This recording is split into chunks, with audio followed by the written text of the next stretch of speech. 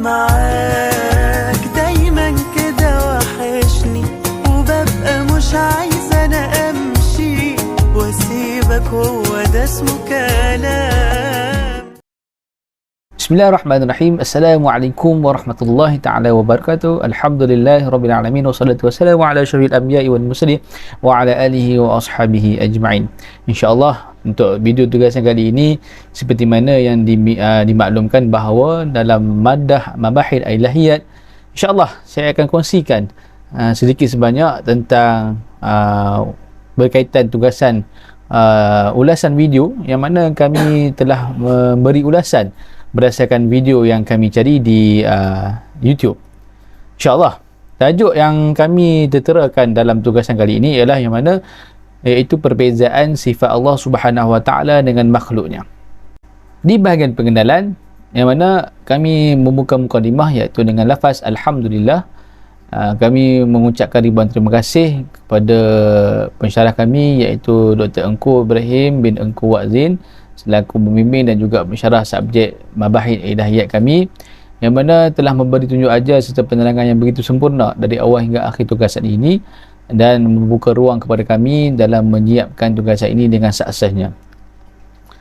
Baik, tujuan kami membuat ulasan video ini adalah yang mana berkaitan tentang seorang penceramah yang menyampaikan tazkirahnya tentang Allah Subhanahu Wa Taala ini seolah-olah tidak ada perbezaan antaranya dengan makhluk lain dan adalah bertentangan dengan salah satu sifat Allah Subhanahu Wa Taala, iaitu berbeza dengan yang baharu. Selain dari itu juga, video ini pun telah dimuat naik dalam laman sesawang YouTube dan boleh didapati di media sosial, yang mana bila kita dibahaskan adalah berkaitan tentang latar belakang ceramah dan isu-isu yang boleh kita memberi respon berkaitan tentang ulasan video kali ini.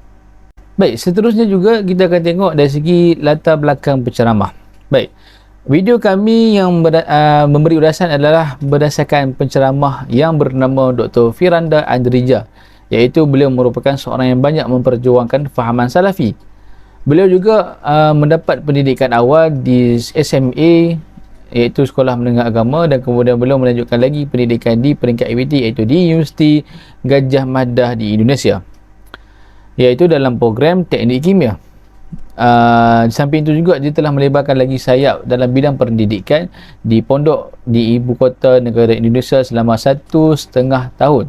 Kemudian selepas itu dia merantau ke di bahagian Timur Tengah meneruskan pengajian di Universiti Islam Madinah, Arab Saudi dengan jurusan PhD.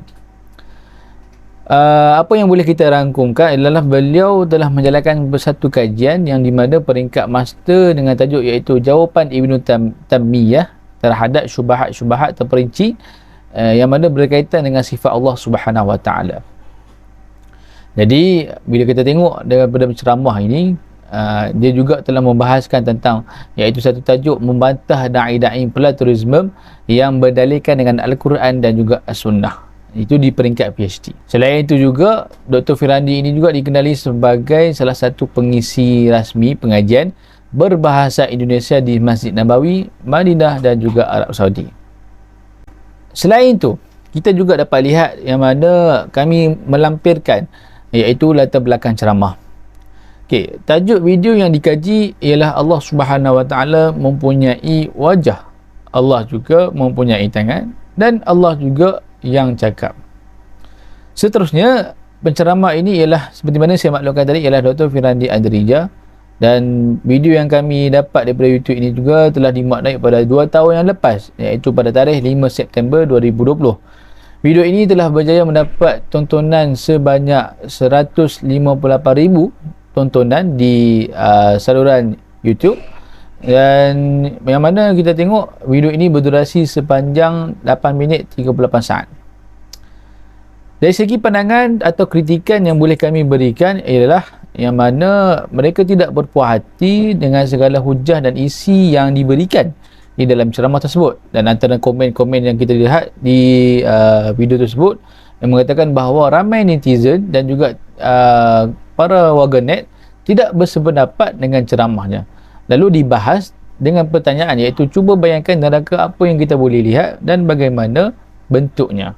Seolah-olah kita mengatakan bahawa kita boleh bandingkan bahawa Allah Ta'ala itu mempunyai sesama makhluk sifat. Di samping itu juga menanyakan soalan tentang bagaimana bentuk neraka dan juga syurga. Wallahu alam. Itu adalah persoalan-persoalan daripada warganet ataupun netizen-netizen yang komen di ruangan komen di YouTube tersebut. Berikut seterusnya tentang huraian ceramah ataupun kita kata isi-isi yang kami dapat daripada hasil ceramah tersebut. Baik, yang mana berdasarkan penelitian yang dibuat adalah terdapat beberapa isi ataupun poin yang berkaitan ceramah tersebut tentang menjelaskan, iaitu yang pertama bahawa penjelasan fahaman di mana Allah Subhanahu Wa Taala mempunyai muka dan bertempat. Baik, jika ditelitikan balik semula, dalam ceramah tersebut dia mengatakan bahawa Allah Ta'ala itu adanya muka, tapi hakikatnya bukan seperti yang digambarkan oleh muka sesuatu makhluk. Dan dia juga berpendapat mengatakan Allah Ta'ala itu bertempat, yakni di atas langit. Bahkan akidah ahli sunnah wal jamaah menegah sama sekali tentang kenyataan tersebut. Selain itu juga menimbulkan satu persoalan di antara wakil anak pelajar dan juga seorang guru, yang mana anak pelajar tersebut menanyakan kepada seorang guru itu tentang Allah Ta'ala itu berada di mana-mana saja, tapi hakikatnya tangan itu ditunjuk ke atas langit. Bahkan mulut itu tidak beriman seperti mana tangan itu menunjukkan.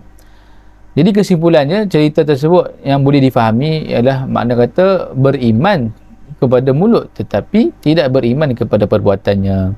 Jadi situasi ini membincangkan lagi hal yang jelas, iaitu perbualan di antara anak pelajar dan juga seorang guru tadi dalam soal pertanyaan keberadaan Allah Ta'ala itu sama ada boleh difahami dalam tentang akidah Ahlussunnah wal Jamaah, yang mana kita sudah maklum bahawa Allah Ta'ala itu bertempat tapi pada hakikatnya adalah berkaitan dengan kudrahnya.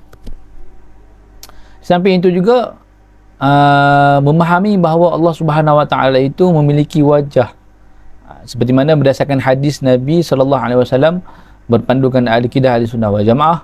Ianya telah diaplikasikan oleh sebuah hadis Nabi menjelaskan tentang seorang badui yang baru saja memeluk Islam, maka digambarkan kepada seorang badui itu tentang Allah itu berada di atas langit. Namun hakikatnya bukan di langit yang kita faham, bahkan selebihnya yang pada akal Nabi SAW pada ketika itu, dan juga dia telah menimbulkan kemusykilan kepada orang Badawi itu. Seterusnya kita tengok ulasan video. Baik, setelah penelitian yang dibuat, setelah perbincangan dilakukan, dan Alhamdulillah kami berjaya mengemukakan beberapa ulasan berkaitan daripada video ceramah tersebut. Baik, yang pertama sekali, apa yang dikemukakan oleh penceramah itu, iaitu Dr. Firandi, kami sepenuhnya tidak bersetuju dengan ceramah beliau kerana terdapat beberapa perkara-perkara yang salah dan menimbulkan unsur-unsur yang menyeleweng, dan perkara ini dapat dihuraikan berdasarkan rujukan daripada kitab-kitab yang ditulis oleh para ulama. Okay, antara yang boleh kita ulaskan iaitu berkaitan tentang sifat al-mukhalafatu lil hawadis, kerana penceramah mengatakan bahawa Allah Ta'ala itu berada di langit, mempunyai wajah, dan mengatakan Allah Ta'ala itu bergantung kepada tempat dan pada waktunya. Penceramah itu juga secara tidak langsung menolak sifat qadim, yang mana qudrah dan qiyamuhu ta'ala binafsi, yakni Allah Ta'ala itu kerana sifat-sifatnya saling berkaitan.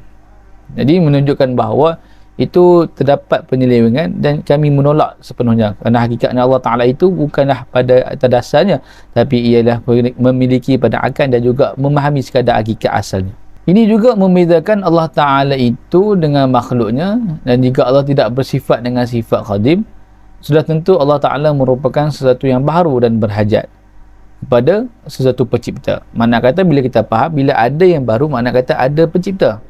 Sedangkan bila kita faham Allah itu adalah pencipta, kenapa Allah Ta'ala nak perlukan pencipta sedangkan dia adalah pencipta? Jadi itu adalah satu hujah yang kedua kenapa kami menolak ulasan video tersebut. Di samping juga pada masa yang sama menunjukkan Allah Ta'ala itu bersifat dengan qudrah dan qiyamu binafsih, kerana bergantung kepada pencipta yang lain untuk menjadikannya. Maka perkara yang diberitahu oleh Dr. Firandi itu tadi ataupun daripada ulasan video tersebut memang semestinya tidak betul hal ini, kerana menolak sifat-sifat kesempurnaan Allah Subhanahu Wa Taala. Kita dapat kalau daripada ulama di dalam kitab Syarah Al-Jawhar Tauhid berkaitan dengan perkara ini, yang mana dia mengatakan bahawa kalaulah Allah itu baharu, sudah tentu berhajat kepada Tuhannya yang membaharukannya, dan berhajat Tuhan yang membaharukannya itu kepada yang membaharukannya pula. Begitulah seterusnya hingga tiada kesudahan. Kenyataan ini ditulis berdasarkan daripada Syekh Dr. Nuh Ali Zaman Al-Khudrah. Tambahan pula, ulasan yang kami dapat ya berdasarkan video ceramah tadi, bila mana kesalahan dalam ceramah Dr. Firadi itu, dia telah menolak Asy'ariyah dengan kaedah ataupun metod yang digunakan oleh Asy'ariyah. Dr. Firadi menolak penggunaan akal dan memahami dan mengubah dalil-dalil nakli. Golongan Asy'ariyah juga ialah salah satu daripada pecahan Ahli Sunnah wal Jamaah yang sudah jelas kebenaran akidah yang dibawa oleh mereka. Terdapat hadis daripada mereka, iaitu Rasulullah sallallahu alaihi wasallam tentang Ahli Sunnah wal Jamaah, iaitu wa innal hadzal ummati sanaqtariku ala salasin wa sab'ina millata bainil ahwanu kullaha fin nari ila wahidan wa iya jamaah. Yang mana maksud kita beri kat sini adalah, dan sesungguhnya umat ini akan berpecah kepada 73 golongan mengikut hawa nafsu, dan semuanya di dalam neraka kecuali salah satu, iaitu Ahli Sunnah wal Jamaah. Hadis riwayat Ibnu Majah. Di perakhirannya ialah sebagai satu rumusan berdasarkan beberapa ulasan dan juga beberapa isi pengisian daripada ceramah tersebut, dapat kami rangkumkan dan juga dapat kami simpulkan secara pengakhirannya, iaitu bila kata tugasan ini, bila kita faham bahawa terdapat mempunyai beberapa salah faham mengenai sifat Allah, iaitu sifat hakiki yang mana telah dinyatakan oleh penceramah. Sebagai contoh, beliau ada menyatakan yang mana Allah Ta'ala itu mempunyai muka dan bertempat. Melalui penelitian yang kami perhatikan bahawa pahaman ini memang sangat bercanggah secara berterang-terangan oleh sifat hakiki zat Allah Ta'ala. Kita sebagai seorang Muslim dan beriman kepada Allah Subhanahu Wa Taala, wajib kita jauhkan daripada pemikiran yang songsang ini. Bahawa kita perlu faham akhir zaman ini banyak berlakunya penyelewengan dalam pembentukan akidah. Dalam mana kita mengenal Allah Ta'ala itu, sesungguhnya perlu faham bahawa kita tak semestinya memahami sepenuhnya tentang sifat dan zat Allah Ta'ala. Pada cukup akal kita sebagai seorang makhluk, sebagai seorang hamba, cukup hanya sekadar kita faham bahawa hakikat dan hak akal yang Allah Ta'ala pinjam kepada kita itu adalah sekadar untuk kita memahami dan mengenal Allah Subhanahu Wa Ta'ala. Saya rasa itu saja daripada saya. Wallahu a'lam. Sekian wabillahi taufiq wal hidayah. Wassalamualaikum warahmatullahi taala wabarakatuh.